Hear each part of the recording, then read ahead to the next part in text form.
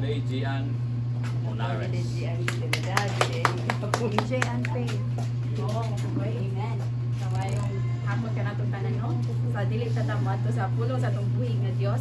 Ato sa ako sa pagpasalamat no kay Diyos good ko first kay kanang ano ba kanang basin kuan sa time kay moadto pa ko sa eskwelahan pa kay needed pa na mo moadto tungod kay nagkaduol na pud ba ang graduation day na mo yan na may mga kanang rimhap pagastoryahan pero pasalamat ko sa tong buhi nga Dios diin ni adjust ko sila Kuya Kevin ya maka-share ko sa pulong karong hapon no Amen. so dadon ta mo sa kanang 1 John 4 7 to 12 so before ko mo basa ni magampo sa tanang labing bala ug gamhanan na mga Dios Lord salamat sa imong mga naghupong kanamo diri sa imong balay alungguan Lord God Lord I do believe oh Lord God na kaming tanan na ay heart na mahigugmaon Lord Lord bisan pa man sa ako Lord God wala ako'y saktong kaalam oh Lord pero ikaw ikaw magagiya maghahatag na ako og knowledge Lord God nga mapasabot na ako sa akong mga igsoon Lord God hallelujah kaning tanan oh Lord God akong ibalik kanimo din na in Jesus mighty name amen. No, kumasahan na sa 1 John 7 to 12. 7, mga igsoon, maghigugmaay kita kay ang gugma gikan sa Dios. Ay nahigugma sa iyang isikatawo, anak sa Dios ug nakaila sa Dios. Ang wala mahigugma sa iyang 8. Ang wala mahigugma sa iyang isikatawo, wala makaila sa Dios kay ang Dios gugma man. 9. Gipadayag sa Dios ang iyang gugma kanato pinaagi sa pagpadala sa iyang bugtong anak nganhi sa kalibutan aron makabaton kita sa kinabuhing walay katapusan pinaagi kaniya. 10. Ang matuod nga gugma mao kini. Dili kita maoy unang nahigugma sa Dios kun dili siya maoy unang nahigugma kanato. Ipadala niya ang iyang anak aron pinaagi kaniya mapasaylo ang atong mga sala. Mga igsoon, kung ingon niini ang paghigugma sa Dios kanato, pinahanglan nga maghigugmaay usab kita. Well, wala pa'y tawo nga nakakita sa Dios apan kung maghigugmaay kita magpuyo kanato ang Dios ug mahigugma dinha kanato. So nana jud ang gugma no. Dili kay nahigugma ka kay required. Dili kay nahigugma ka kay gugma lang. Nahigugma lang kasi may sigatawo. Nahigugma ka kay daan na ihatag na sa atong buhi ng Dios. Amen. Diin sa paghatag pa lang gani niya sa iyang kanang usa ka buong anak dili kanato dili nagpakamatay para sa atong mga sala. Dako na kay lang no? Murag nakuyawan ko. Bitaw nakuyawan ko.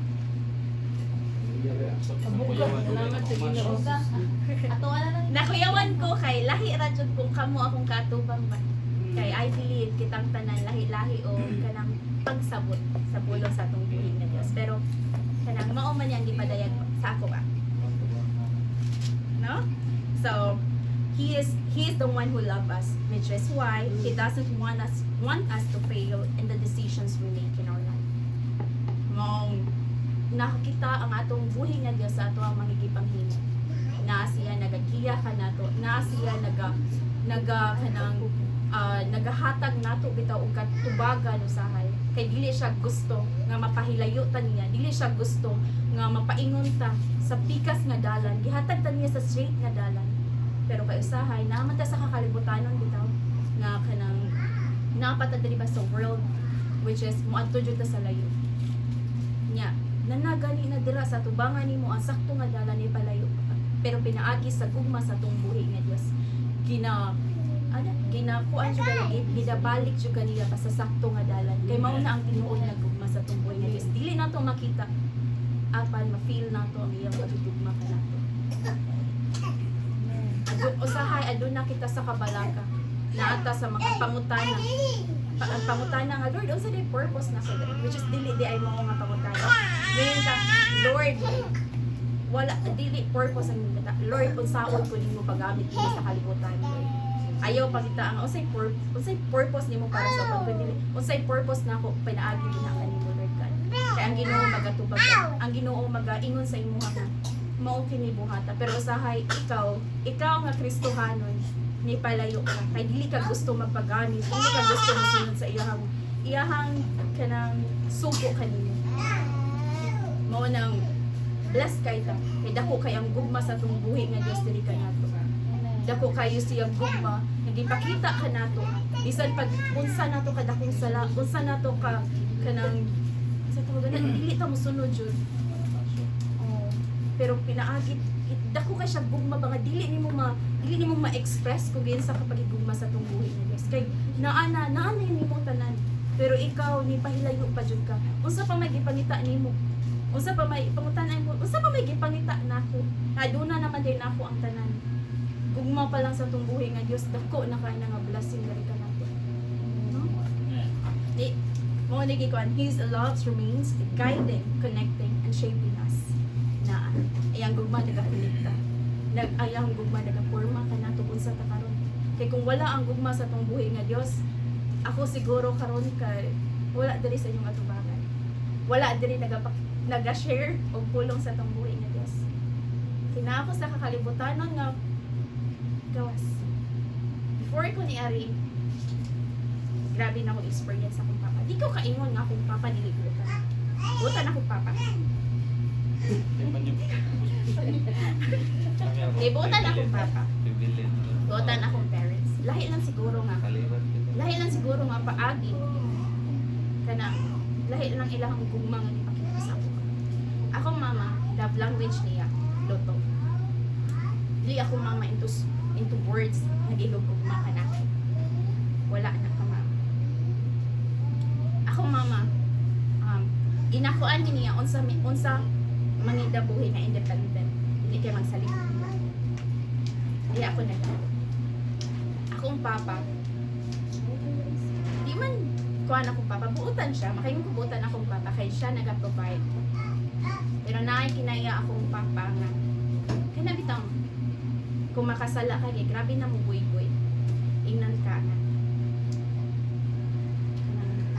Dako na kay kaglawas. Kung baboy pa lang ka nabaligya na ka. Dili ka anak. Nga makay pulos. Pero pasalamat ko sa gugma sa atong buhi nga Dios din. Ipangutan ako niya kausap. Ipasaylo ko din mo. Kada ko na kong sala din mo. Ang ako dito ka. Boy. Bless ko. Nga. Namahanti ka. Okay. Kung dili pa siguro, tungod ato, nahilayo na.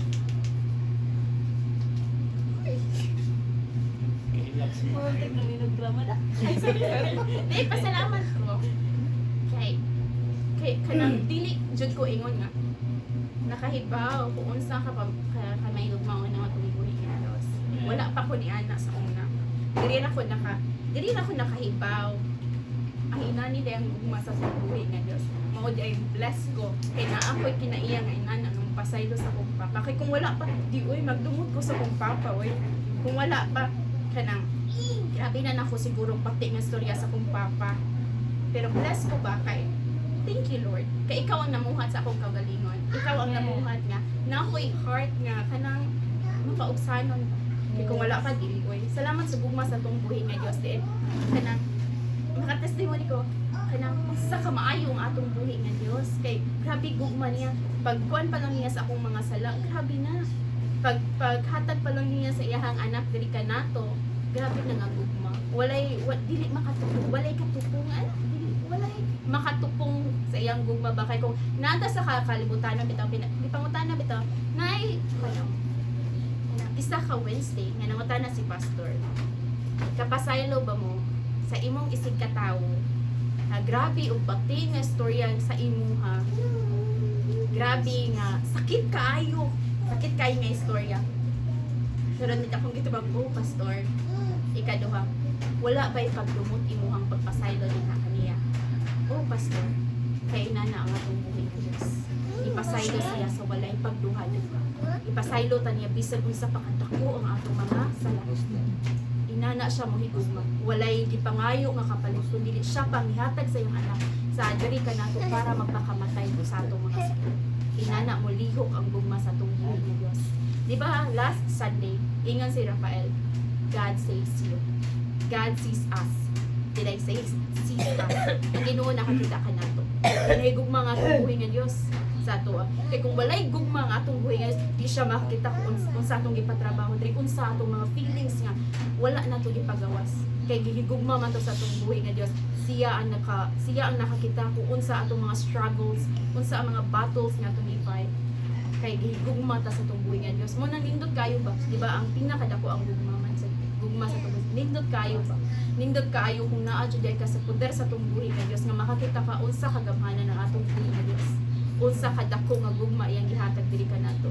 Kay kung walay gugma sa atong buhay nga Dios, failure ta tanan. Failure ta. Mapahilayo ta. Wala tay inani nga makita. Wala tay inani nga fellowship nga maila-ila nimo ang imong mga kaigsuonan nga mga Kristohano. Walay bili imong kinabuhi eh. Pero pinaagi sa gugma sa atong buhay nga Dios, dako kay kausaban. Naatay joy, naatay kakontentuhan sa kinabuhi. Kung naamang ganitay mga kabalakang nawala na, kaya ato nang gisabit sa iya. Ina na ang kadako ang gugma sa atong buhay. Mas nga nakita, nakahibalo sa matapusan ng ito. Yan na siya. Just don't love someone because they love you. Because they only love you. But love them not because they deserve it, but because you truly choose to love them wholeheartedly. Amen.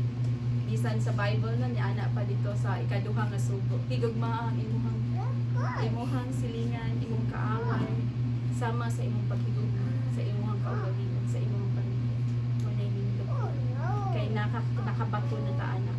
Wala na kung naaman gani kay kasuko sa imong isig katawo, kay imuha na siyang gipasaylo dito. Imo na siyang gipasaylo, imo pag-iingon sa atong buhay nga Dios. Imo siyang gi-accept ng kinsa siya. Kay dako imo ang gugma dinha kaniya. Gugma nimo siya nga walay pagdumot. Gugma nimo siya nga walay dili lang kay 50-50 ba ani gugma ra ko ani niya kinahanglan na kasi kundi gihugma nimo siya. Tinun-anay nga gugma. Oh, timanan na dyan nato no nga grabe ang gugma sa atong buhi nga Dios. Gamay ra jud kayo siya. Ag adto na ta sa conclusion. Amen. Yan na ang Psalm 121:7-8. The Lord will keep you from harm. He will watch over your life. The Lord will watch over you, coming and going both now and forever. Muna ang gugma sa atong buhi nga Dios nagapadayon karon kagahapon karon ug umaabot. Nagakita siya sa ato ang mga gipang tinguha o mas kanang gihigugma pa ta niya. Mawalan dyan na akong ma-share karon ug maayong hapon ka natong tanan. Amen.